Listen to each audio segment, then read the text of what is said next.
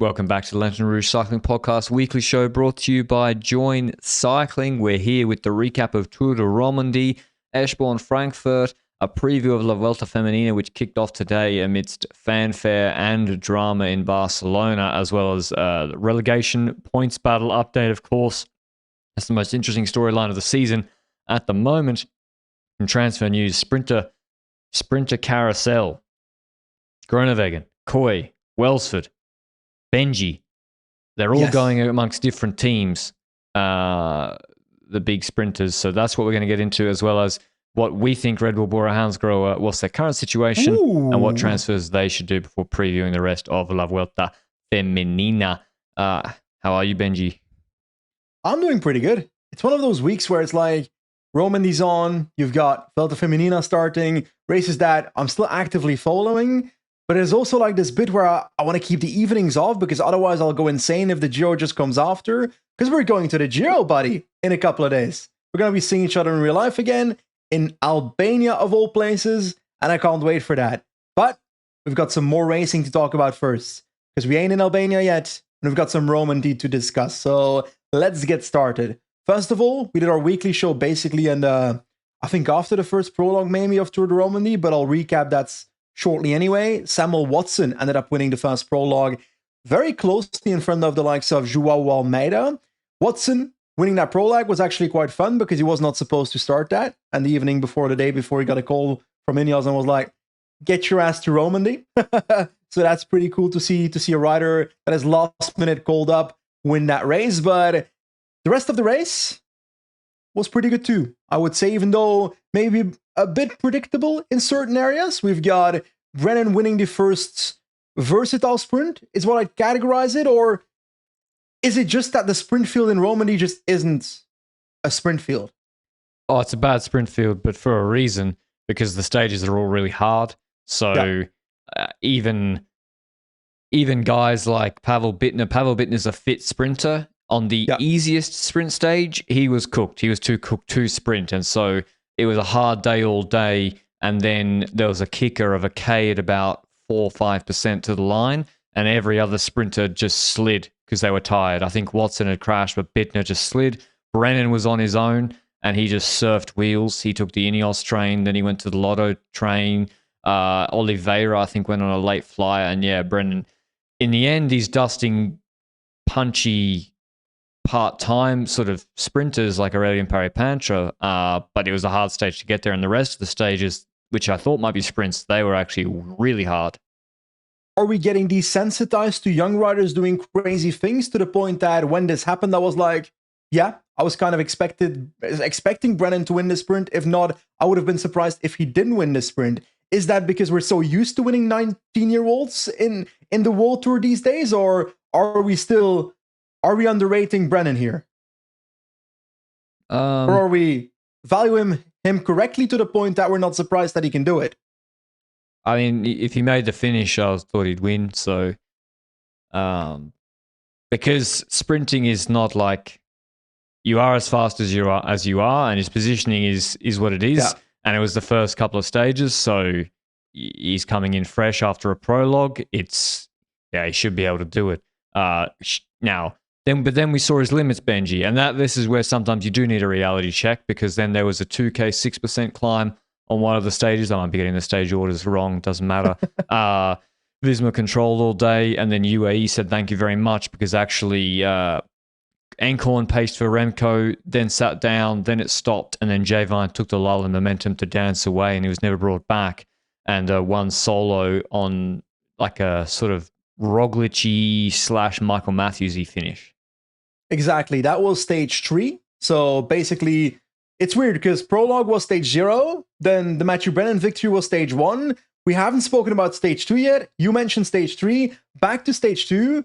Remco Evenepoel attacked with like 50 kilometers to go. I feel like makes a small group of like 20-ish, 25 people maybe. From that group, eventually we see no cooperation, rolling attacks, and a group of 5 rides away. Leclerc, Lopez. I'm writing down Lopez. Why am I writing down Lopez? Who am I speaking of when I mean Lopez? Leclerc, Baudin, Van Eetveld, and Fortunato. That wasn't Lopez. Respect El Patron. Juanpe Lopez. El Patron. For some reason, I just always call him El Patron. So I forget that his name is Lopez. Yeah, so oh my God. It was a counter-attack of the smalls plus Baudin, and I kind of didn't understand the quick-step tactics, Benji, because first Remco was attacking over the top, and then he was like not waiting for Le Cerf, then he waited for Le Cerf, and then they played Le Cerf as a GC card, which is fair enough as well, because UAE were in a spot of bother. UAE didn't panic, but they also did let the gap go out a fair bit, and but probably if Remco was, just a word on Remco, like I think Remco decided before this race, Benji, that he could not win GC. He decided before the Romandie he could not win GC, and then rode accordingly. I would like to think so as well. The one thing that opposes that way of thinking is that in stage 2, Le Cerf sets him up for the attack with 50 kilometers to go. That's the only opposing thought. But you're right, letting Le Cerf go, being quite passive in the second group, that could also be seen as, okay, we're trying to put pressure on UAE to maybe benefit from that later with Remco. That's also a possibility. But it gets more clear towards the end of the race, like you mentioned. And Jay Vine winning stage 3, you went through it, but the Queen stage was going to decide a lot in this race. And the Queen stage was a mountain stage up Tion 2000 on stage 4, and there we see what you're talking about. We see Remco Evenepoel with 8 kilometers to go, basically waiting for Le Cerf, and Le Cerf has the white jersey, waiting for him and riding for him, pacing him on the climb. Gotta be honest, regardless of whether Remco believes he can win this race or not, that is a stupid decision from the team. Because there is no way that with the time trial that comes after, that Le Cerf would end up higher than Remco in GC. That is my opinion. I looked at that decision and I thought to myself, there is no way that tomorrow after the time trial, Le Cerf is going to be above Remco in GC. And I believe, probably like you, I'm guessing that you said it somewhat in the way that you said Remco decided before the race he can't win. Remco probably felt that he was going to explode if he tried to follow the other guys, and I felt a bit like a cop-out to me. He wasn't exploding when he dropped. He dropped because Le Cerf was dropping. Probably he could have held on a bit longer. Even if Remco was dropping at that point, then Le Cerf should be pacing for him, not the other way around. It doesn't matter that Le Cerf is in a higher GC position. He can't TT, and Remco, he can TT. Yeah. And so just the other stage, stage 2, never going for the bonus seconds. And then on other stages, like they did, anyway, it was strange. Because even if you can't win, I mean, third, I guess he just doesn't care about third on GC. I don't like it, the behavior, I gotta say. It almost feels like he was a bit scared of losing when actually going for it. I'll say it. And to me, it feels like a cop-out. I'm only saying it because of what happened in Liège when he waved off the camera. But I think he didn't want to try to follow the big guys, probably get dropped, which is not his fault because he's had a affected preparation. And then the media say Remco got cooked by Almeida and Vine. It's easier. But at the end of the day, he was going to get cooked anyway. In my opinion, it doesn't change anything for me. If you step away from it and just say, "Oh no, I was pacing for Le Cerf," because to be a good teammate, you create a shield to that potential criticism. I don't like it. I think I don't like that behavior at all. I prefer to see riders that dare to lose the race and are okay with losing a race if on merit they lost the race. And this didn't feel like that. So I don't like this behavior. I'm sorry. It was a bit strange to watch, I must say, because I thought the roles would be reversed. And indeed, today in the big TT, we should say in that stage, what was also strange was the Lenny Martinez, Almeida, Fortunato, Jay Vine battle. It was Jay Vine was in the leader's jersey more or less, but he was pacing in a group of 4 with Almeida. Then Almeida attacked, and then Lenny was nervous to work. He was like, Almeida didn't pull for a bit and then attacked him, and Lenny kept pulling. I was like, Lenny, mate, if you sit on for 10 seconds, Almeida will pull you to the finish line. He has to take time on Jay Vine. Has to win GC. And then that exactly what happened. Lenny started to bluff with 600 to go, and Almeida just rode it in, and Lenny beat him in the sprint. So, second World Tour win for Lenny, Paris-Nice, and now Romandie stage. But could he went into the GC lead. Could he hold it in the TT today? Most likely not. And indeed, the TT today, Remco dusted everybody. 12 seconds ahead of Almeida. 18 seconds ahead of Alberto Bettiol. Don't know where the fuck that result came from. I mean, it's true. Bettiol was so actually inconsistent. There was an inkling of shape because he survived in the GC group on the 5-minute watt per kilo test where Brennan got dropped. Fair. But yeah, the rest of the year has been dog shit. Like maybe the top 10 in La Greglia, but the rest, yeah, he has not been good this year. We'll get to the weekend to remember for Astana in a second. But yeah, that's another footnote in that. J-Vine fourth on 24 seconds, Vlasov 27 seconds, Garcia, Pierre, and Gernelek are two Arkea boys in the top 7. And in terms of GC, Almeida wins GC at a Romandie, 26 seconds, leapfrogs Martinez. Lenny did a really good TT. He came 13th. And J-Vine's third, so a UAE GC 1-3. Fortunato drops to 4th. Remco's not able to make up enough time on him. And Remco comes 5th on GC, Carlos Rodriguez 6th. That's all I care about. So what did we learn? What did we learn in Romandie, Benji? Well, I think we do have to give credit to Lenny Martinez. Like Lenny Martinez last year, we may have joked a few times about his words about joining Bahrain, that it was for the passion of the project and not for the money. But he stepped up. He really stepped up, and we were looking for 1 week GCs as the next step for him. Then we see him go to Valenciennes at the start of the year, show something but no real breakthrough yet. He starts doing well with his Alpes Maritimes, etc. But then really in Paris gets that stage win, but GC is missing a little bit. He goes to Catalonia, gets 15 GC, then goes to Romandie, podiums GC. I'm sorry, but that's exactly what I was looking for Lenny Martinez. Like, yes, Bahrain, with the transfer, we're talking about Martinez being the Frenchman on the throne to potentially battle for the Tour de France victory. I just don't see that. I don't even see that in the future. But he's doing well in 1 week races, so I think he's been doing fantastic. He's still 21 years old and not near his potential, in my opinion. So it's cool to see that. But outside of that, I was expecting Almeida to win this race. I was happily surprised to see J-Vine as good as he was before the Giro. I want to see that level. He can compete for time trials in the Giro, stuff like that. He can compete for, wait for it. Is he a co-leader or a super domestique at the Giro? Because I feel like J-Vine might think that he's a co-leader at the start of the race. Nah, it's the opposite. Vine probably is good enough to run top 5 or 10 in GC at the Giro, but he's actually, the reason he's at the Giro is because Vine's actually one of the guys who does just like Yates. Okay, yeah. I'll ride. I'll do the domestique work. Yeah, on Bondone, for example. So if Vine could have played for his own GC in this race on Tion. I know you. Yeah. You need to play both of them out for me. I agree. Who else they got? Based on Catalonia? They got Del Toro. Well, all three of them. No, they're two leaders of Yates and Almeida. Yates and Ayuso. Do we believe in Adam Yates recently? No, but I mean, he's probably, but he might be better, and it's his big goal. Yeah. I'm sorry, but Ayuso seems like the go-to man right now when it comes to the Giro for UAE. Vine is unironically next to Del Toro, maybe. Del Toro, it's early to say that. I have a hard time saying Del Toro as second man at UAE.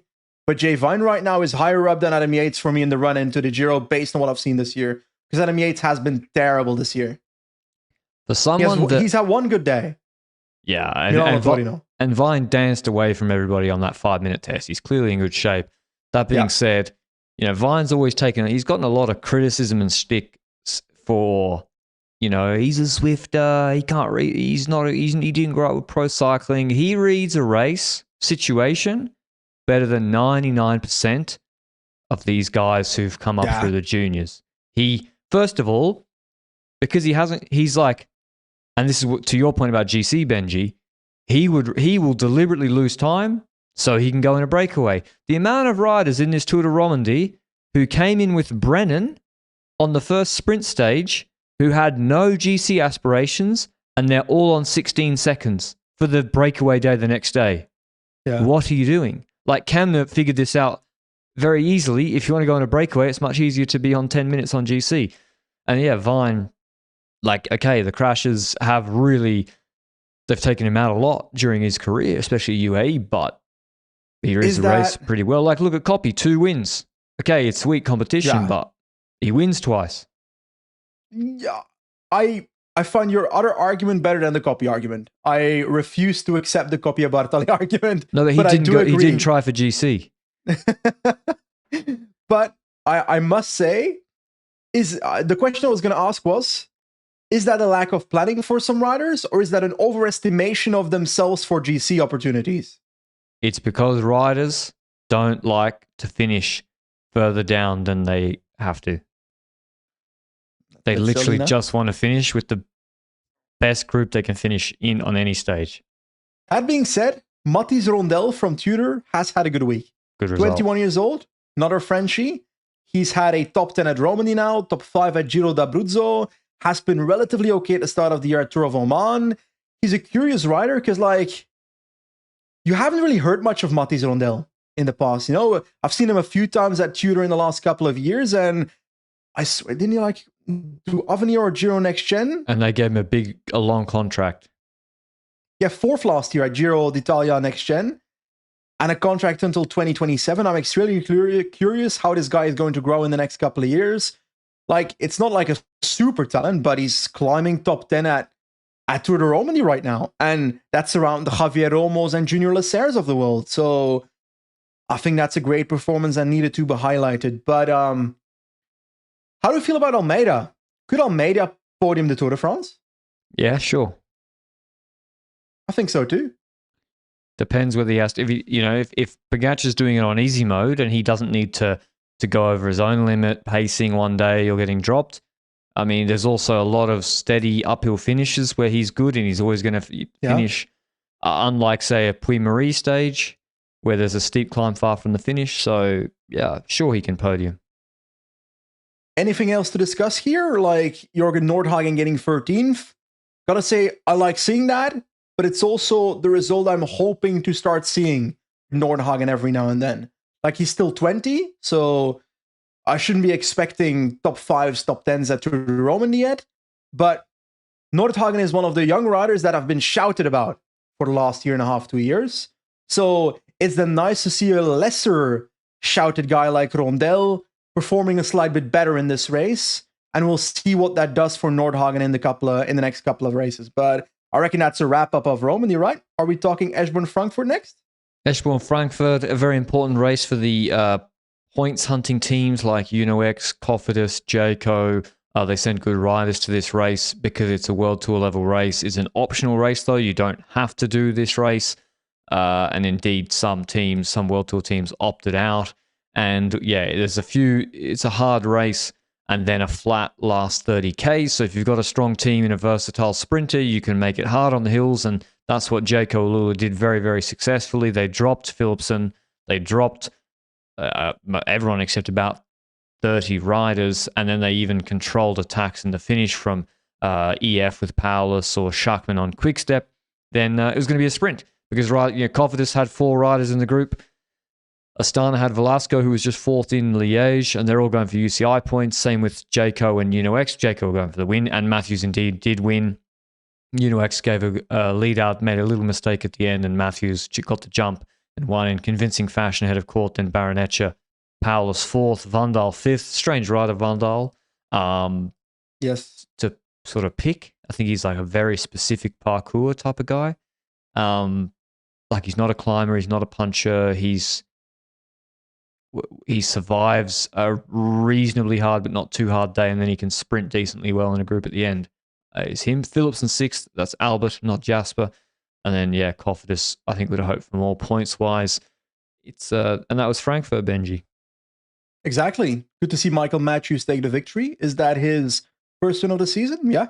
So, good to see that. And to be honest, we've said his name quite a few times the last few weeklies because he's actually like a solid entry to the transfer market. I'm extremely curious whether he'll stay at Jayco Lula or leave for another team at the end of the year. So that's something to eye on. Next up, we've got a bit of drama, my friend. We had La Vuelta Femenina today, which is the start of a multi-day stage race in Spain for the women's peloton. And it started off with a team time trial. And I won't spend too much time on the results because I don't think it's been that influential, but I'll spend some time on the drama with you. First of all, Little Trek ended up winning this time trial, 3 seconds ahead of SD Works. Same on Liv Alula Jayco, also on 3 seconds of the winner, and then FDJ Suez was on 6 seconds. But we'll talk about the other teams in a second here, because let's bring it to a few other teams. Visma Lease Bike. I'm watching this team time trial, and I'm looking at the start podiums, and most of the start podiums pretty regular. You've got the riders riding off their starting podium. The dudes or the women, the men and women behind them have their bikes holding up to make sure they can clip in, and then they roll off the starting podium once the ticker goes to 3, 2, 1, 0. You go off the starting podium. Okay, the usual stuff. Okay, we get the Visma Lease bike. I'm like, okay, 1, 2, 2. Wait, I'm missing a rider. Wait, I'm missing two riders. Then we see one appear on the left side just as the other starts rolling off the starting podium, and I'm like, we're still missing one. Then I see the camera switch towards the riders riding away from the starting podium, and I see another Visma Lease bike rider riding out of the vehicle entry point instead of the starting podium into the race. I was extremely confused. Thoughts? I knew something was up because the way UNOX started just before them was strange. Yeah. It's like they didn't know whether to go. The riders were coming late to the start ramp. And yeah, I was thinking, what the hell's going on? If 2 of these Visma riders had a siesta and not woken up early enough. And then I was thinking, well, you can't come out of the car chute onto the course, I don't think. So I don't think so either. It was chaos. And in the end, what's happened is we've subsequently found out over a period of hours as commissaires have been, or as the UCI has released a communique, as other Team DSs have said their piece on Twitter or official press releases. So what's happened apparently is there's obviously there's a pre-bike check before warm-ups, hours before, without the riders. The bikes get checked because they have to be compliant with the UCI rules, yada, yada, yada. I mean, it's already unfair that there's Conti teams in this race that have to do this on basically road bikes against World Tour teams. But anyway, then they do their warm-ups. Then before a time trial or team time trial, you've got to come 15 minutes, minimum of 15 minutes to the jury, and they check your bike again in the rig, and or not, as the case may be, and then you're on your way. And apparently there was one commissaire. Now, the communique from the UCI says that Movistar turned up late, which they did. Movistar turned up late. They weren't 15 minutes before their slot. And they all got fined actually quite a lot of money. And then Kelvin Decker, a DS at Movistar, has replied to Thijs Zonneveld on Twitter saying, yes, we were late, but that didn't cause any issues. They were still checking the team before us as we arrived. So actually, Movistar, yes, they should have been on time. It sounds like it made no difference. So there's a backlog, and that backlog gets worse and worse and worse as the teams progress. And then apparently Visma were like, can you give us the bikes? We're about to start. The jury, they're like still checking them as if nothing's going on. And then they basically could not make the start with their riders, because of there was only one person checking the bikes.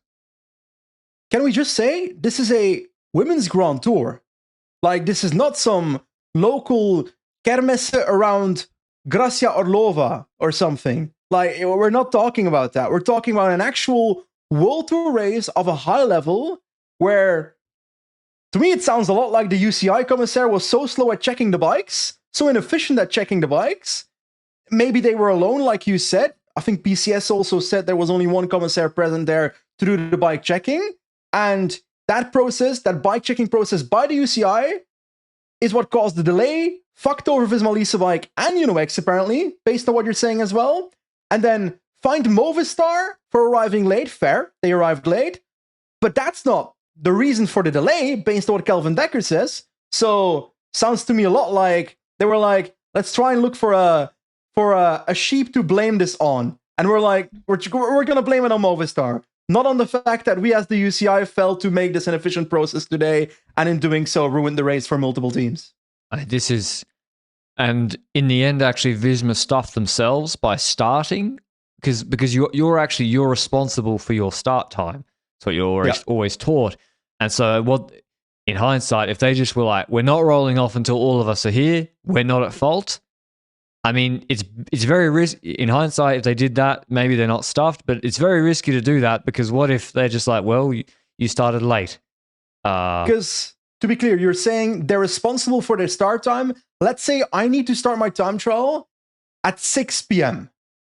If I arrive a minute late, which has happened with multiple riders in the past, big drama in the history of cycling. If I arrive a minute late, then when I go off the starting ramp, there's this sensor thing that realizes, okay, this man has started, but because I started a minute late, they will add a minute onto that time. So you're going to be counted from the moment that you're supposed to have started on, not from the moment that you started, which is what you're pointing towards. What if Visma Leasebike just said, well, we're not starting until we're all here? Then they could have potentially had the UCI say, okay, fair, we're going to start it when you actually started. But to be honest, it's a risk. It's a risk because I think it's more likely that the UCI just says, well, you didn't start on time. We're going to add the time that you lost. And well, the adrenaline's pumping, you're panicking, your riders are not there. And I think it sounds like one of those situations, we've all been in this situation in our life where you're at a grocery store, you're at getting your driver's license, you're crossing a border, you're interacting with somebody about something who's in a minor position of power above you, and their inflexibility goes so far that it like defeats the purpose of the actual rules they're pertaining to enforce. So like, what's the point, Benji, of the bike checking the bikes? It's to ensure sporting fairness amongst all the teams, and in so resolutely making sure they checked every bike to the fullest, they made a team do the whole TTT with missing riders and delayed, thus ensuring there was definitely no sporting fairness amongst all the teams. Instead of being like, okay, fuck, we're running out of time, we're delayed, go riders, start with 7, I need you, Imogen Wolf, I need you, Femke de Vries, we're checking your bikes straight after the finish, don't go anywhere. No, they're like, we're checking the bikes. We've all been in that situation with someone in our life. It's true. It's true. And I gotta say, like, in the time trial itself, Imogen Wolf was off the back. Like, she never got on. Yeah. So it was actively impacting their race. Yes, because Brunel's not allowed to pull. So Visma's already starting with 6 because Brunel has to sit on the back. Like Niamh Fisher-Black and Niamh Bradbury, the little climbers aren't allowed to pull in the teams. In TTT. Are you telling me that the little climbers are either being benefited because they're little climbers? Or would you say that your small circle lazy. Of tiny people community that you organize, do you think they're being benefited or discriminated against here? Yes. The small people union that I run in cycling has lobbied that they don't have to pull in TTTs. Yep. Okay. Why have you not lobbied for the removal of TTTs as a small people community? No, TTTs are good for the small people because they don't have to do an ITT. You don't think Marlon Royce would rather have an individual time trial here? That is fair. That is very fair. You're right. I think you made a brave decision, and you're a correct decision for the but anyway, small people you host. It was a bit of it was a joke, and it sounded like Movistar did get scapegoated a little bit. Little Trek, I think, would have won anyway, Benji. We should say Little Trek won the stage. I think they would have won anyway. Look at their team: Henderson, Van Dijk, Marcus. Huge pedigree there. Would they have won if FDG Suez didn't crash at the U-turn? Is that difference with only 6 seconds at the finish? And FDJ Suez, it was the two riders that crashed, held up were Guazzini and Wollaston, two of their strongest powerhouses in a TTT. That could be worth a bit of time. So that's I'm not sure. SD Works also, there was some crazy motorbike drafting in this TTT as well. It was like really insane. I'm not just where me and you were like, oh, it's influencing a bit. No, the motorbike was literally sitting in front of SD Works. But we gotta applaud the organization. They didn't do a team time trial at nighttime this time around. The Barcelona TTT is cursed. Last time Remco got mad justifiably because they did a TTT in lightning in the dark, and today they just, some teams weren't allowed to start with all their riders. So I mean, in the end, the gaps are still small. When we go to Laguna Astana, when we go to stage 7 here, which we'll preview now. Tomorrow we have a sprint stage. Then we have another couple of versatile sprint stages. But the two big additions to this race, last year was a very soft parcours, and there were some crosswinds. Marcus was able to come third on GC. That's not going to be possible this year because they have a finish on stage 5 up Laguna Astana, which is a very, very steep climb. And indeed, they go 2/3 of the way up it beforehand. And then on stage 7, very, very hard stage, 152 Ks with 3 very difficult climbs, the last of which is 10K. Oh, sorry, a lot. Yeah, 10Ks at 8%. 10Ks at 8%. There'll be big gaps there where 5 seconds, 7 seconds are irrelevant.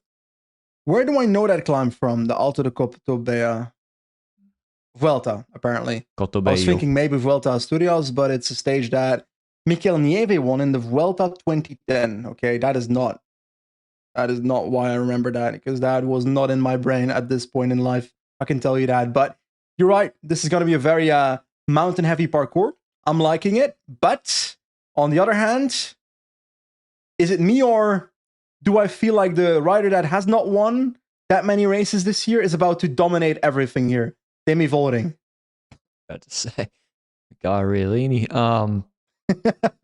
Where is There's she? a lot of people that fit in that bracket that I just said. Riolini's not having a good year. I'm not sure if she's injured or sick. She DNF'd Flesch and Brabant, and then she's not here with good finishes for her. But yeah, this is looking good for Demi. It's you can't really, tactics don't matter too much on climbs this steep. And I would say actually the Grand Tours this year for the women are very, very hard. Yep. Like these two finishes, I think a punchy finish and then stage 7 probably would have been enough. And then in the Tour we have Madeleine, which is, I mean, crazy hard, and the Juplin, etc. So, and the Giro is quite hard too. So, but we'll see. You're right, Benji. I mean, on paper, Vollering is the heavy favorite for GC. She's got Lebu, Muzic, who's not in the best shape, strong rouleurs around her. I mean, they're going to go for stage wins with Wollaston in the sprint stages.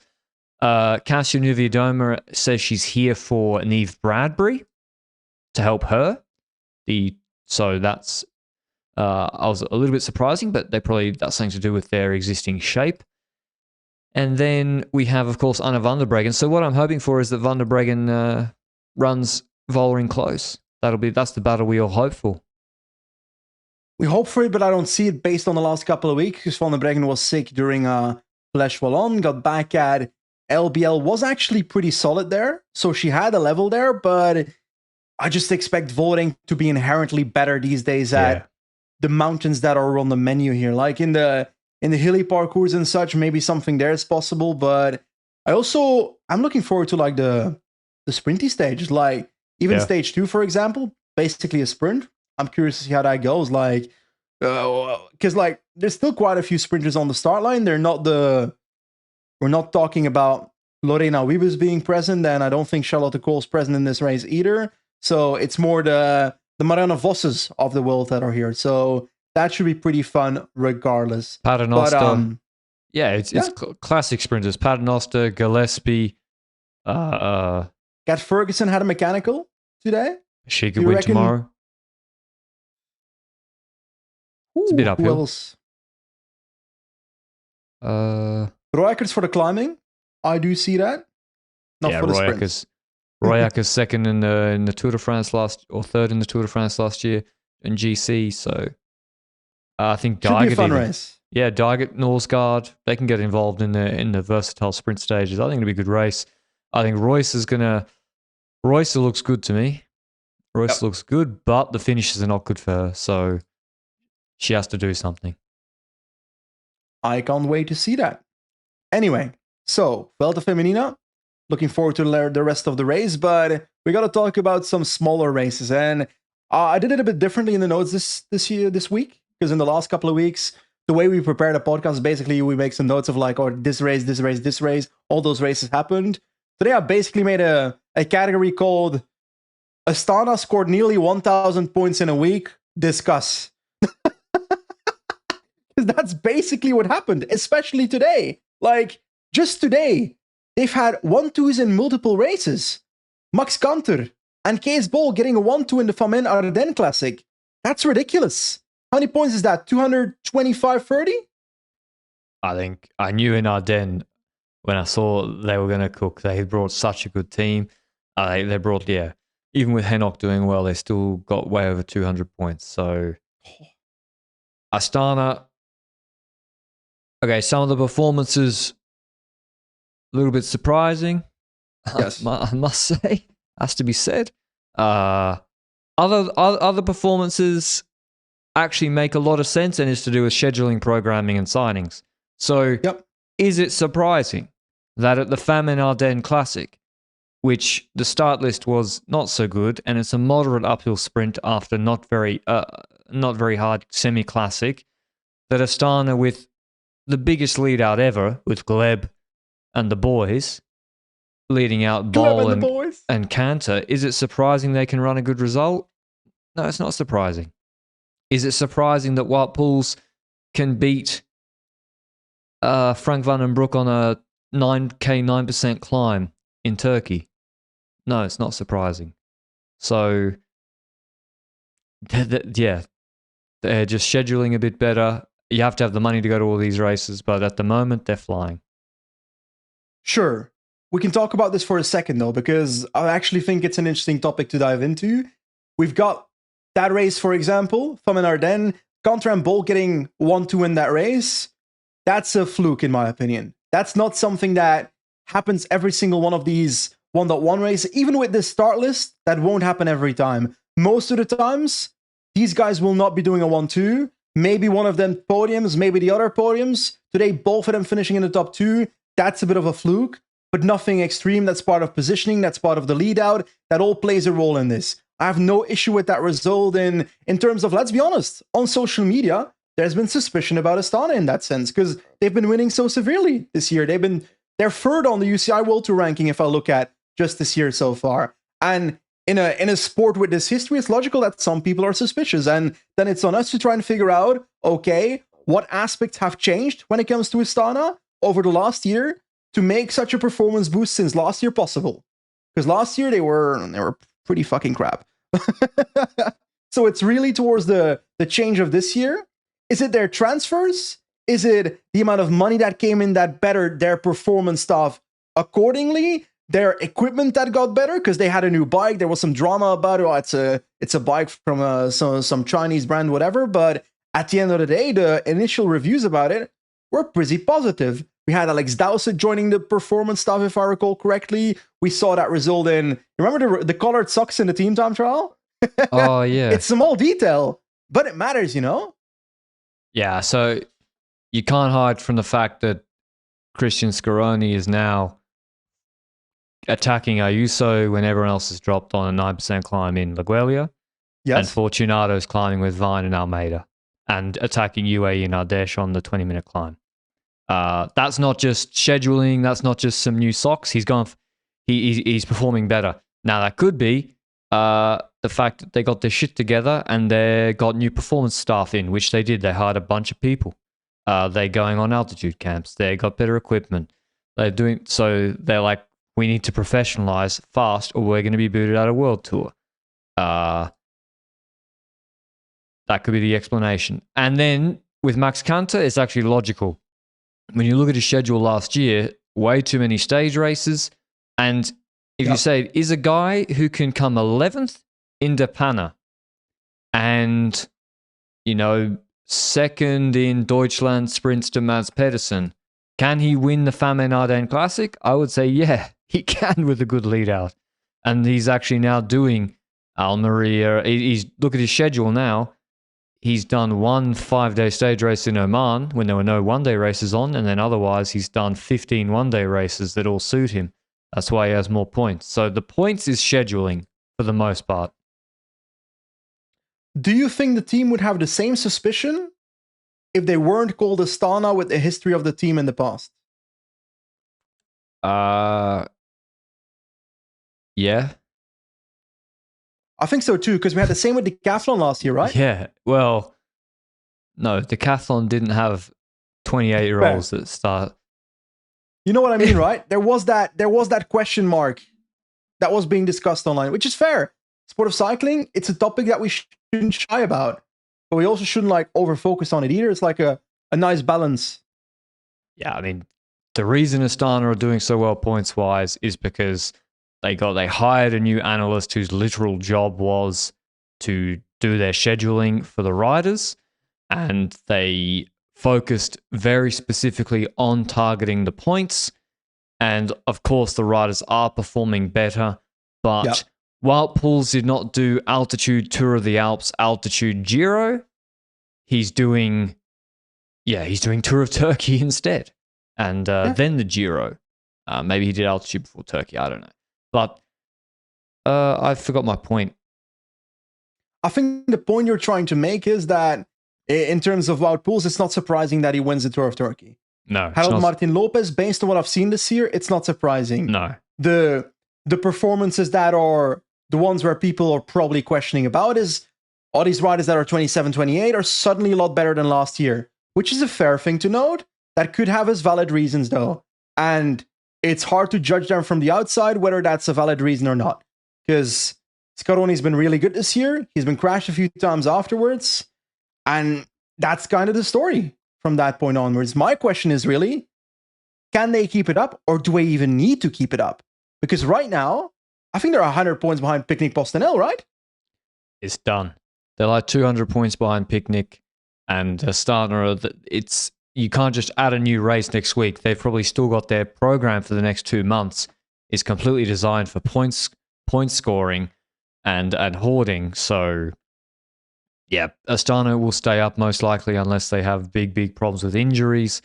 And yeah, and you're right, Benji. Like, to be honest, a guy like Scaroni, I mean, I think, what did he do? I think he got some result like 3 years ago, and I was like, this is a good rider that somebody should sign. So maybe it was the case that he was on Gazprom. Gazprom folded because of the war, and his career got fucked over, and now he's actually in a good situation. Could be that. Astana are staying up. But it does make you wonder how shit Astana was running things in the last 2 years. Let's be honest. But anyway, they had their Cavendish victory. What do you think? But now it's sort of the battles between Cofidis and Picnic, Benji. And yeah, we spoke about it last week, but I think Picnic have to change course very fast and add new races, and they need to start riding for the points if they want to keep their World Tour license. I think they're doomed. I've already kind of given up on them. I won't lie. Like, 2 victories this year, Lund Andresen, Nils Eekhoff, but it's not just the victories that matter. It's the consistency throughout the year. And like, we've joked so many times about the fact that DSM, Picnic Postenel, Sunweb back in the day was a bit of a development team with a development team. And I do feel like there's multiple riders in this team that would probably have been on a development team of other teams. Because and also there's a few riders in there that I'm like, why the hell are they in a World Tour team to begin with? And some of that is because they're politically put in a team, for example, that they're related to a sponsor of the team, stuff like that. There's riders like that on the team. And at the end of the day, that's a rider that cannot score UCI points.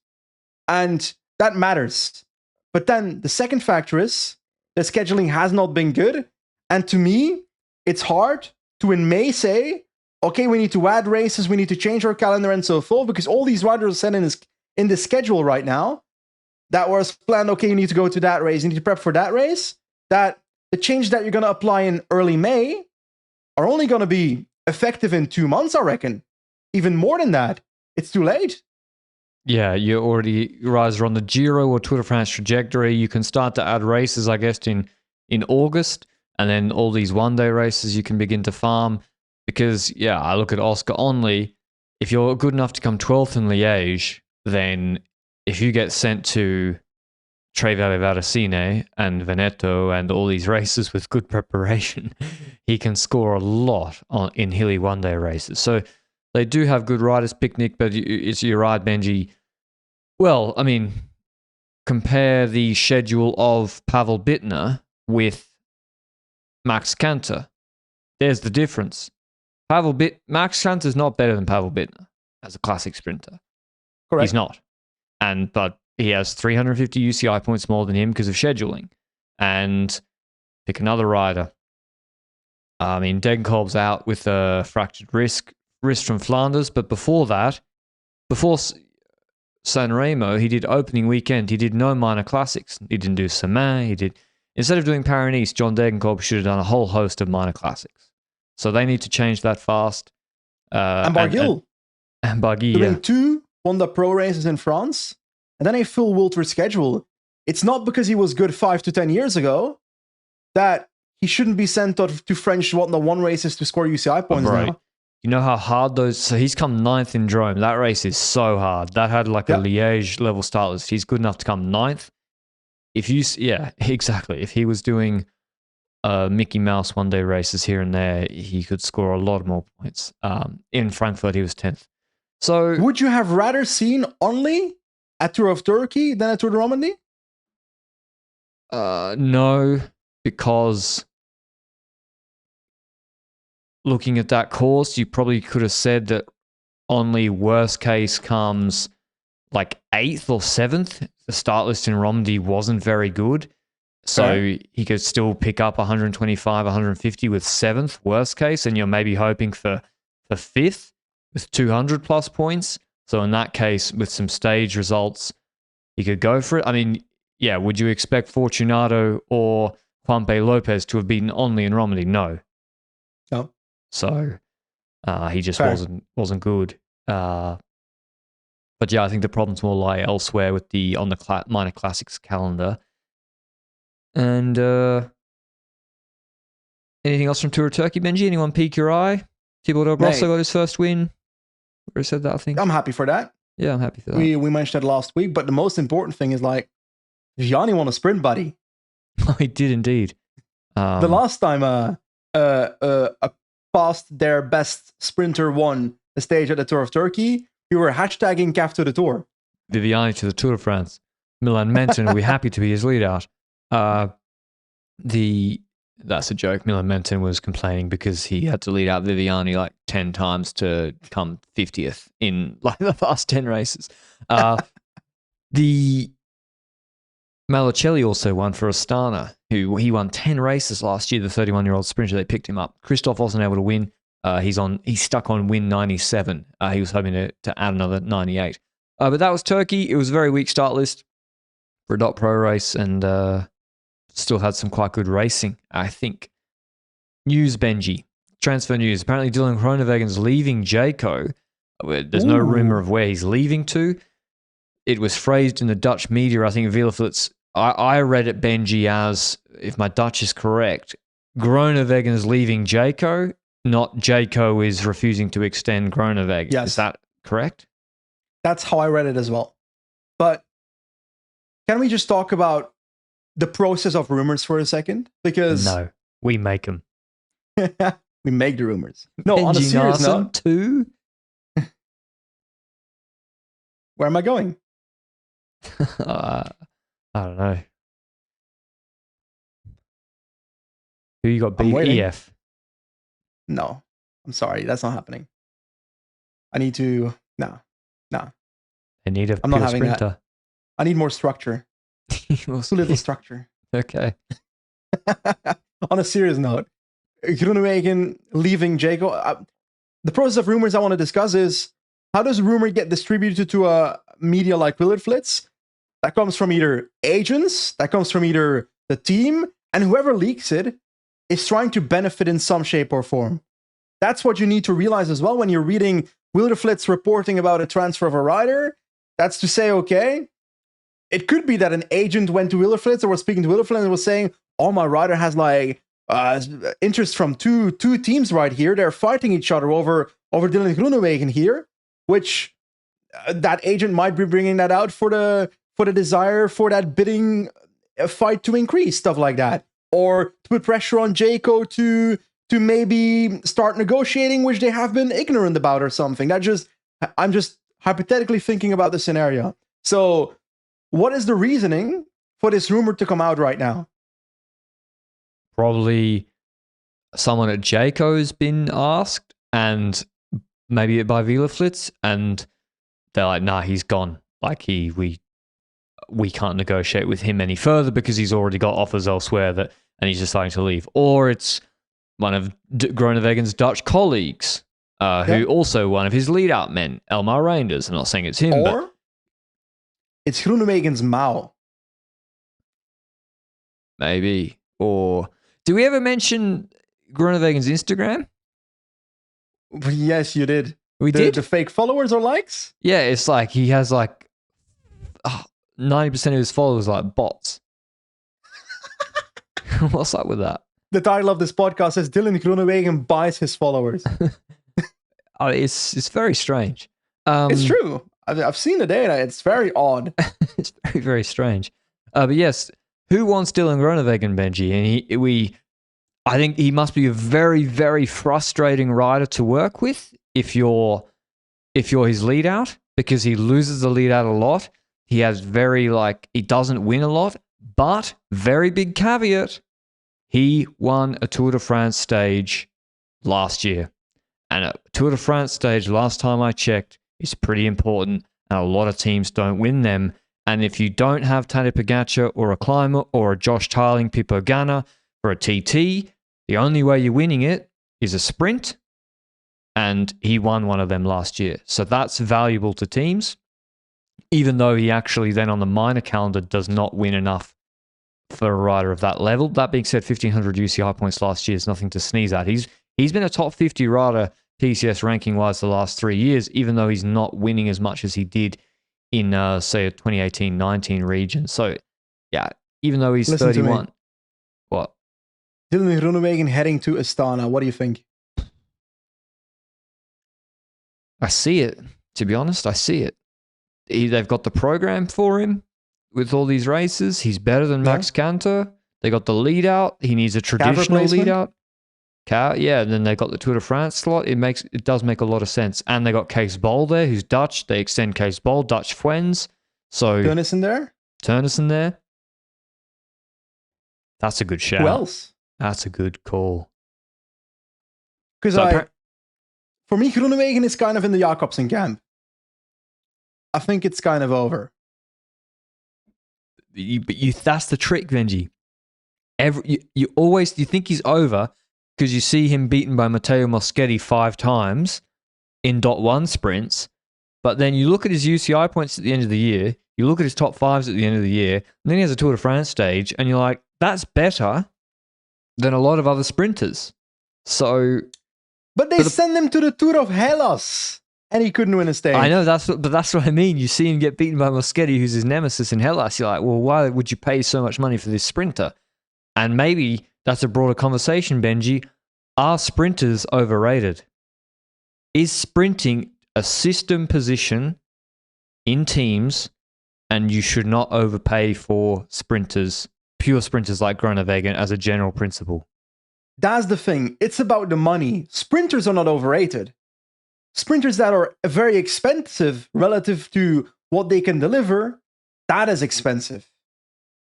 But then how much is the Tour de France stage worth? Exactly. But then again, how likely is Groenewegen to replicate that? Because we're talking about last year's Tour de France victory. He's got 6 in total. The last one before that was 2022. Is he likely to win a Tour de France stage in 2025? No. Is he likely to win one in 2026? In my opinion, also no. I think across a 3-year contract, he's likely to give you one. Across a 3-year contract, one. Is that worth a 3-year contract of it's going to be above $1 million per year? How much is that Tour de France stage worth? Yeah, plus some other wins and points here or there. Because He's on 100 UCI points this year. Yeah, but he's... I'm just saying. Listen, I would never do it. I agree in that, like, it's not... You can find cheaper sprinters on the market, but if you're a team that doesn't have a big GC guy to win a stage, you don't have a TT guy, it's your only way. You can't get Koy. That's why Koy's probably the first domino in this sprinter market. Yeah. And then Groeneweggen's next, right? Because Merlier extended and Welsford's not shown he can do it in Europe. So you go for Groeneweggen, even though he's 31.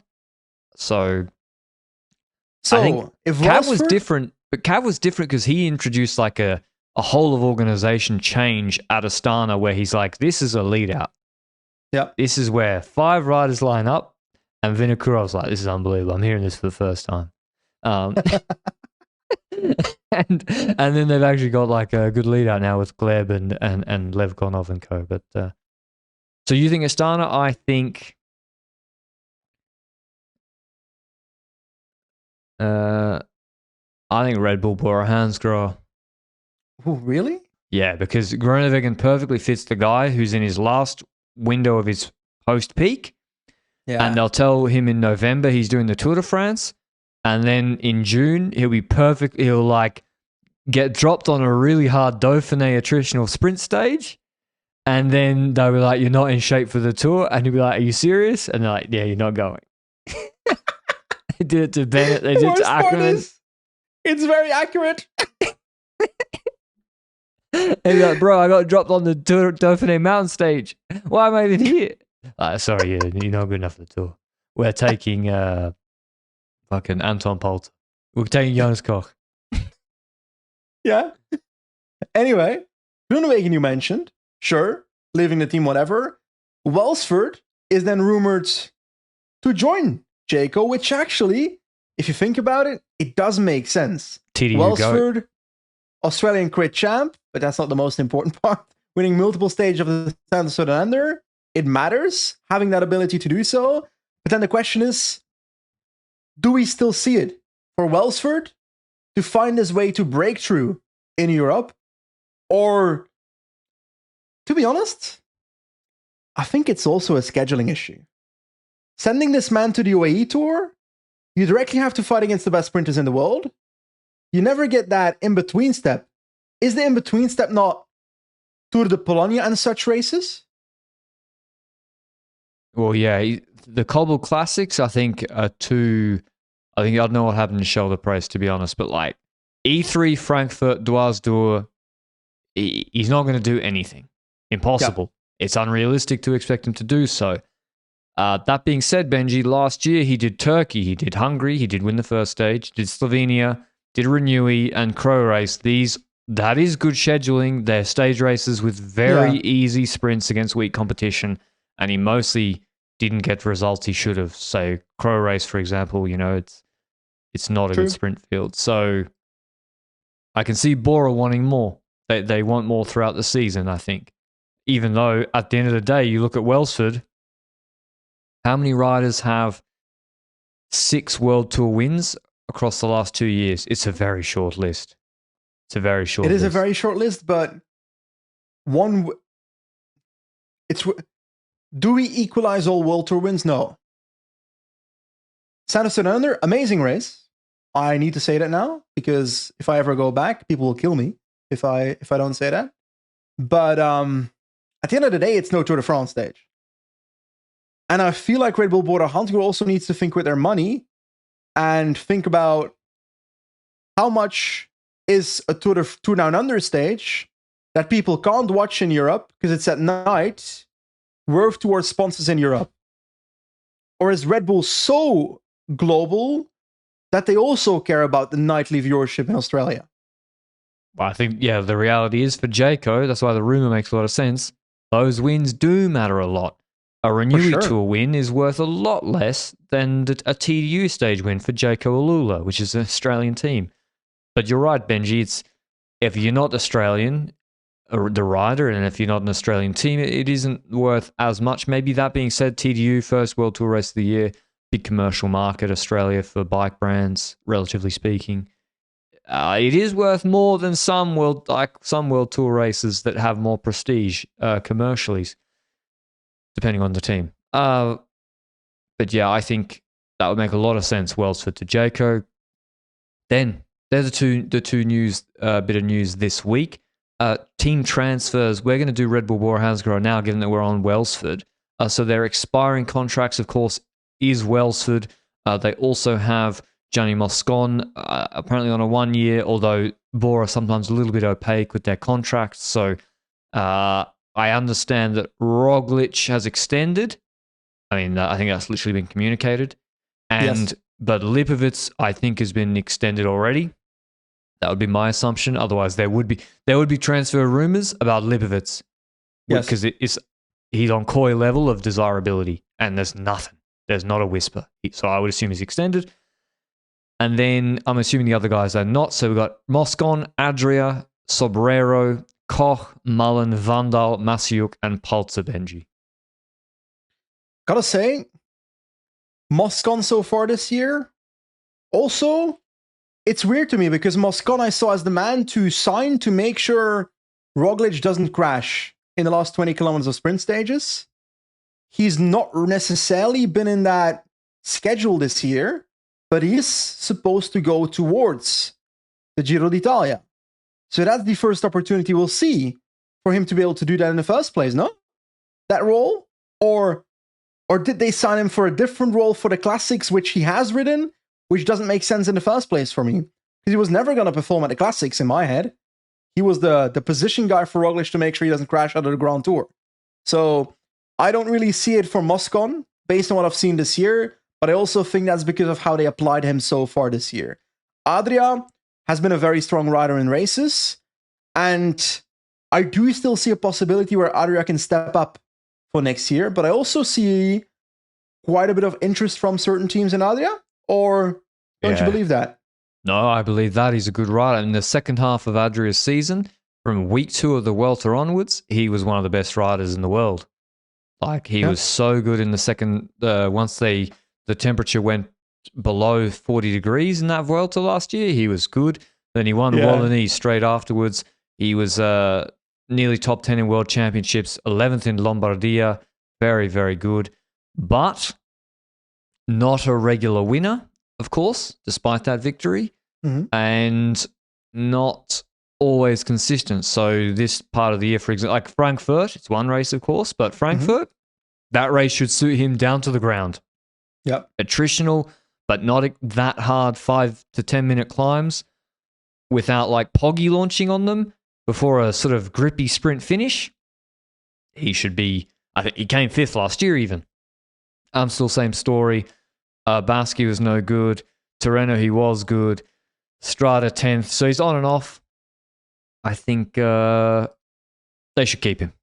They should. His second and third week of the Vuelta was just too good as a domestique, and then the one-day racing's a bonus. So he's 27, but this is actually second year at World Tour level. Yeah, keep him. Like, we're talking about which riders they could keep, but can we also bring it back for a second and ask the question, what is the goal of RedBull-BORA-hansgrohe in the next 3 years of the sport? True. To me, that is trying to find a way to get closer to the number 1 team in the world, which is UAE Team Emirates. And beating UAE might not be possible as a team. That is, at the moment, looking like an unbridgeable gap in the near future. But getting as close as possible and maybe trying to find their way into the top 2, that is what you want with this team. And I feel like we saw the opposite in 2025 so far, where Little Trek, in terms of result, have come past RedBull-BORA-hansgrohe. And that's because if we look at the signings from last year, they signed an entire Cobble team, and it felt like they signed a Cobble team, threw them in a race, and were like, now figure things out. That's how it seems like those races were ridden by RedBull-Bora. Because in multiple races in the recap podcast, we were like, why are these guys not working together? They're on the same team in a group with a rider that can sprint in Meus, for example. Why are they not working there? Why is Meus offering himself up so early in certain races? It's like we had so many questions about the way this team was raced in the Cobble team. And then the quality is there for the Cobble team, right, on paper? Like, Wouldn't you say that? Pithy was the hottest young cobble prospect last year. He followed Van der Poel and Pedersen and Gent-Wevelgem nearly to the finish when they opened the race early. So you're right, Benji, and sometimes there can be the new riders look shinier than what you already have. The grass is always greener on the other side, and at the end of the day, Omloop, what's your biggest chance to win? Boring as hell race, and you ride for a Jordi Meeus sprint. But that's not. That wasn't the plan, and that's also probably a difficult sell. How do you sell that to the Van Dijk brothers? Why did they leave Visma? Want opportunities, I'm guessing. Yeah, because if the opportunities, so then you say, okay, Jordi Meeus will probably come third or fourth, but that's a good result. He might win. You're going to just lock it down for him. So that was tricky, and it's tricky to sometimes, integrate guys with all ambitions around the same. But you're right. Clearly, the goal is to be the best team in the world. That's what I assume is their goal, and all their signings should be viewed through that lens. Like you said, Moscon, Benji, I would just give him rolling 1-year contracts and keep him on his toes. I think if you give him a 3-year contract, you're asking for trouble. But if he performs, give him the 1 year. If he keeps Roglic safe, he earns his salary. We'll see that in the Giro.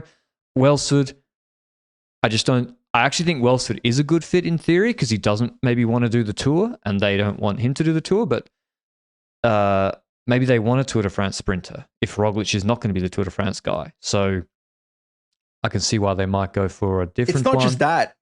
It's also the other Grand Tours where Welsford doesn't seem like he is the guy that can step up and deliver that at the moment. Maybe he can do that in the future, but I haven't seen that yet. So right now I'd say I'd much rather see Welsford at Jayco. Me too. Is the conclusion I have after that transfer rumor. And to be honest, the rest of these transfers, I have no issue with this team extending Wandal. I have no issue with this team extending quite a few riders in that list. Because most of these other riders, where even Matichuk, you need those type of riders when on a lower end salary to last minute, we need a rider to send to this random race because someone got sick. Philip, can you fly over? Yes.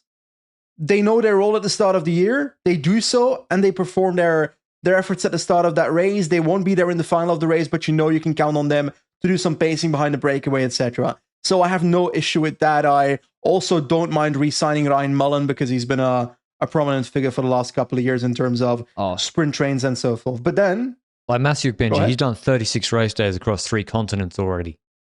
Yeah. And he's pulling in the lead out. You got to have these guys. It's Red Bull's Vermote is how I'd like to describe it personally. Or Red Bull's previous Leonard Hofstede. No, I actually think Matthew's a little bit above that. Matichuk or? I think Matichuk is actually more really part of their lead out. But he's not going to top 5 a World Tour Classic anytime soon. Vandal's the sort of one I disagree with you, Benji, because if your goal's to become top team in the world, money's more or less no object. Then what's valuable is roster slots. And then it's what is Vandal going to be? Is he going to be an elite climbing domestique? Is he going to be elite all-round domestique? Is he going to win a lot of races? Is he going to be competitive in hill classics at the top level to score loads of points? And then if the answer is no to all of them, then why are we doing it? I think that's fair, but on the other hand, I'd rather have a Wandal in the team right now than a rider that is signed on a lot of money that isn't performing. But then again, that's the gamble you take, for example, So if it's more, how do we see this team be improved in the next transfer segment then? Because we spoke about it, TL riders leaving the team. Where does this team need to improve? They've got Roglic signed for another extension. That extension is, I'm guessing, for 2026. We don't know whether it's longer or not at the moment. That's their GC rider until the end of 2026. We know that. We know that's their man for whatever Grand Tour he wants to ride. I'm guessing Giro Tour this year based on what we've seen so far. And also perhaps Tour Vuelta again next year. We don't know that, but that's my calculated guess. Then if Welsford leaves, what are they going to do in terms of sprinter? Right? Has Meeus stepped up to the point that we can see him as a rider that can win multiple World Tour races like Welsford did, that can maybe step up and replicate what he's done at the Tour de France already, getting a stage win? Is that possible? I don't see that replication right now. No. Do they need a new sprinter? I think they do need a new sprinter, and it makes sense why they were going for Olav Koy, and according to the rumor that he's going to Decathlon, but it makes sense why they were going for Koy, because he's someone that can win you 10 races a year at a good level and do a Grand Tour and win probably 2 or 3 stages in a Giro or Vuelta or one in the Tour. But yeah, every team needs a sprinter, and Mayus is, if Welsford goes, they probably need another one. They need, I would say, they got Roglic, who's a puncher, but then they have Van Gils. He's their big. They just invested so much. Like, they have so much money invested in the Hill Classics, Benji. Van Gils, Martinez, Roglic in theory can do that, or the Italian Classics. To me, that's already a lot of riders and a lot of salary tied up there in the Fisher Black, Aliotti, Tratnik, Pellizzari in the future. And in terms of young GC talents, they've got GC riders. They have Roglic, Hindley, Vlasov, Lipovitz, Pellizzari, and then they've got Lorenzo Finn will probably join you got to assume Finn joins the World Tour team next year, Lorenzo Finn. He's currently on their Devo team, first year U23, but he's cracked. So he'll be up next year. Every team needs another GC talent. So I think they could do with another climber. And David Gaudu. Seems like a weird combination, to be honest. Gaudu leading out Roglic on Vuelta uphill finishes. That'd be nasty. Sorry, but I don't want to see it. You don't want to see it? No, I don't want to see it. I just thought of it then. I actually don't mind the idea. So what do they need then? They just invest in the classic squad? They need to make that work. That's step one. They need to make their classic squad work. That doesn't require new investments in riders for me. That requires the team to actually work together properly, be in perfect shape, etc. Is the question for RedBull-BORA-hansgrohe that we feel like the classics were kind of set up to fail in that sense, but also we mentioned a few times already that they were spreading themselves too thin, and maybe as a consequence of that, they weren't as successful in races they did ride. I immediately think about, was it Valenciano or Andalusia? Probably Andalusia, actually, where Van Gils was winning a stage and then basically got dabbled upon by everyone because he had no team to protect the jersey he had. So that's a race that then falls away, that they might have won at the end of the thing, which UAE doesn't have an issue with. They are not spreading themselves too thin. So is the question then, is the reason that Bora spread themselves too thin a scheduling issue, or because UAE is much more in depth? And then the question is maybe both, because I'd say the answer is yes to both. Yeah, and riders are not available or not performing, or they're on altitude, and I think so. The answer is yes to both. That UAE, their 15th to 25th rider, is still more than capable of winning, or as we saw in Romandie, it didn't actually matter, but Ivo Oliveira survived a very, very hard stage 3 and almost could have won that if Remco didn't open it up when there was only GC riders in that group. And he's just a domestique on that team most of the time, and he's performing. Whereas Vlasov in Romandie was no good at all. So it's a twofold issue. If money's no object, Benji, don't you just get Vacek and Vauquelin, and then... But doesn't Vacek add to the problem of the Global Classics? Yes, I think it's a sort of because he doesn't win. He's very strong. He's 22. But then how do you tell Vacek to work for the Van Dijks when they're the same? Vacek is better, in my opinion, in terms of talent. In Omloop, that was the case, yes. I expect Vacek to be more likely to win a classic than Van Dijken brothers. But if you promise the Van Dijk brothers freedom in the classics when you try to sign him, because you want to get them to put a signature on the contract, then you have to hold yourself to it. If you then sign Vácek as well, you're also promising him stuff to be able to get him to sign for your team. And that's an endless loop problem. And that's not going to be solved like that. So for me, the issue with RedBull-BORA-hansgrohe is not that they don't have the team. It's they have the team to perform in multiple areas. Maybe the sprinting aspect, like we mentioned, is the one where they now have they need a premium sprinter. So they need a premium sprinter. But outside of that, they've got the Classics team. They've got Roglic, who can win a Grand Tour on a yearly basis. They got a Hill Classics team.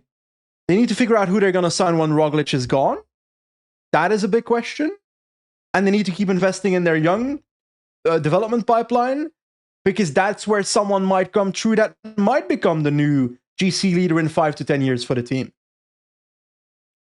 Yeah, they need... Lipovic is a good start, and obviously he's very, very good, and he's German, so I assume he'll get a long-term contract, but you can't just put all your eggs in one basket and say this is going to be the next Tour de France winner, or Roglic, or Giro, or Vuelta winner. You got to spread it out a bit, but I would more go... You could spend more money on Van Wilder, Benji. It's pointless. You have the Hill Classics guys who are better. Yep. In good shape. Van Hills is better in good shape. You have better GC riders in theory. Hindley won a Giro. Vlasov, Martinez. And Van Wilder wants his own chances. I think they need a couple of good climbing domestiques, because Aliotti's not that good. So Clement Berthet, that type of guy, so that when you go to Andalusia, which by the way, Berthet I think came second on GC at. I think so. When you have I think you got to make the 10th to 20th support rider stronger for those Lipovic's, Roglic's, and Van Gils and Pithies. Yeah. And they also should be the right age, because when you bring in a 22-year-old, it's challenging. Maybe if you bring in Filippo Zana and Clement Berthet, 26, 27, they'll be 28, 29 next year or whatever. You can make that easier, and that is an upgrade on Aliotti or Vandal. Because for me, Clement Berthet would help this team more than Vandal.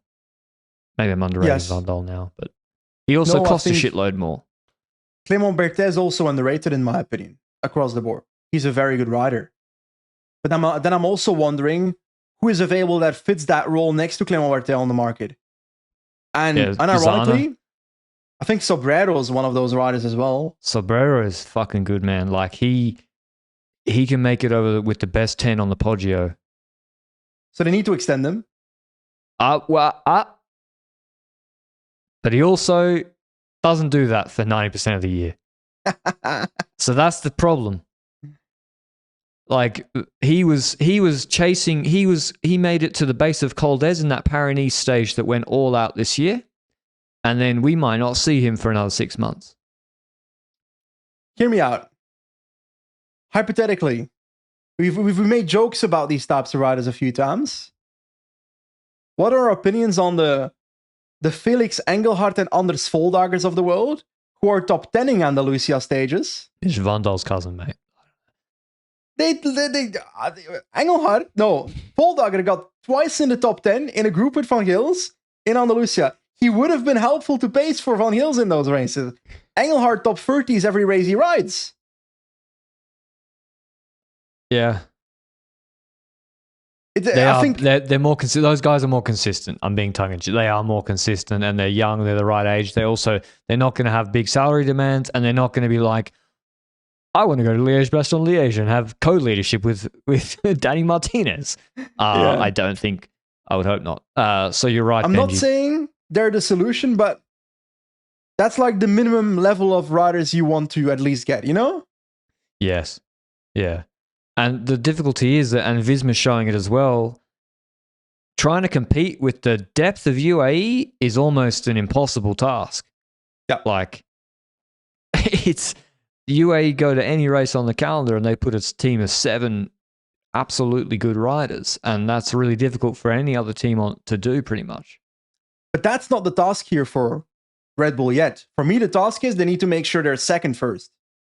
They need to make sure they're better than Little Trek first, better than Visma Leasebike first. And that I don't have with the team right now. And so you don't think going after an older GC guy like Adam Yates is the solution? I mean, it worked with Roglic so far. I don't see that as a solution, no. Because Adam Yates is still a good rider. And Adam Yates is still a good rider, but not this year. You say that, but he will be good. And he's probably going to show up at the Giro and going to be like pretty good. Yeah, but, so it's easy, like I said, with the Mayers conversation, it's easy to look at like, oh, okay, Clement Berthet is great. Like, he could be a nice climbing domestique. Clement Berthet is not going to be a better climber than Adam Yates in 2026. Well, he's also on a lot less money. I know, and that's why we like Clement Berthet. But Adam Yates, if money's no object, Adam Yates would be a better climber. Is money no object for this team? I think so, because you extend Hindley and Vlasov after you tell them that Roglic is above them in the hierarchy. You're going to extend Lipovitz, and then they got all those new signings must have cost so much money. Lascano, Van Hill's buyout, Van Dijk's, Pithy. If money was no object, why is Remco Evenepoel not in this team yet? Now you've hit upon that's the kicker. Is he not the solution? Specialized to specialize. Right? Well, is it too late? If Roglic has already re-signed for next year, why would Remco want to sign in a team that has Roglic? Because Roglic can do the Giro Vuelta. Will Roglic be okay with doing the Giro Vuelta next year? Probably not. But what's he going to do? Slovenian uprising. Roglic's version of a tantrum, if you put him on the Giro Vuelta, is winning it by more time than he would have anyway. That's his version of... He'll be like, fuck you, I'm going to win it by a big margin. You're like, okay. So, I mean, if he's on an expiring contract, he's not going to just pack it in. It's Roglic. Yeah. He's addicted to winning. Yeah. So, I would more see it. Remco would be skeptical of going. So maybe you're right. They're going to spend less money this transfer window, tread water. Roglic will still win you 10 races next year. You get Van Hils performing again and the young guys. Finn comes in. Pithy, you get the classics guys actually gelling. Then Roglic expires. You don't need to buy out Remco. You let his contract expire. And then you don't have to buy him out. Energy gets Remco instead. But then there's the bike manufacturer issue when Remco is connected to Specialized. True. So then can Spesh go to Ineos? The go-to. So maybe they play it cool. You tread water for the next 18 months. You don't do the buyout, and then you get Remco in 27. Not for free, but with Sans buyout. For free. For free. Free Remco Evenepoel. Free Remco Evenepoel from the dictator, William Lesurf Jr.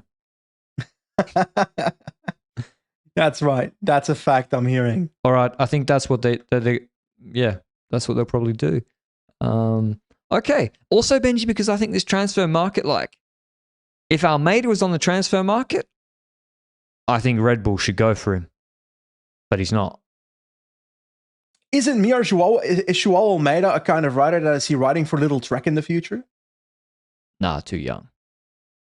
Just the jersey with the thing Almeida on the left bottom on the screen says Almeida Little Trek to me. In like 4 or 5 years. I do see it. Yeah, in 5 years, yeah. You're saying in 2 years he won't, but in 5 years he might. Where do I see Almeida? Yeah, any team could benefit from Almeida. He's just won 2 World Tour stage races. He beat Vingegaard twice uphill. I mean, he's probably Tour de France podium level rider and in his 20s. Yeah. So no team says, we don't need Joao Almeida. The only team that might not need Joao Almeida is UAE Team Emirates. Yeah. It's the only team. Where they're like, Joao won Romandie, sweet. Good luck on the front in the Tour de France, buddy. Like, fucking hell. And they used to win the Giro. Okay, that's RedBull-BORA-hansgrohe. We previewed La Vuelta Femenina. Let us know in the comments what team you'd like us to do next week. But it's often sometimes tricky, Benji, to say what a team should do when maybe internally they have their different goals to what we think their goals might be. maybe Red Bull just want to, maybe their goal is to like, literally, if they just podium the Tour de France or won the Tour de France with the stage, they could be the 15th ranked team and they would be happy. Nah, I don't see that. I think Ralph Denk wants to win the Tour de France and dip out. And I think the team itself wants to become one of the top 3 teams in the world, if not the best team in the world in the future. But with UAE, that's currently not possible, in my opinion. So try and become the second best team in the world. And that's why they got a classics team. That's why they had Roglic for their GC so far. That's why they will want a prominent sprinter next year. True. Michael Matthews, I'm telling you, Michael Matthews is underrated. The more and more I think about it and look through. Add Michael Matthews to the Omloop discussion. Did he do it? No, but if you add Michael Matthews to Omloop in the RedBull-BORA squad, who the hell are they riding for? Well, yeah, they should ride for Michael Matthews. Well, they won't. True. But yeah, Michael Matthews is very underrated. Anyway, that's a separate discussion. Hope you enjoyed the LRCP weekly show. A couple of days off, and then we'll have the Giro preview on Tuesday. Whether they've released the teams or not, we're doing it on Tuesday. Until then, ciao, ciao.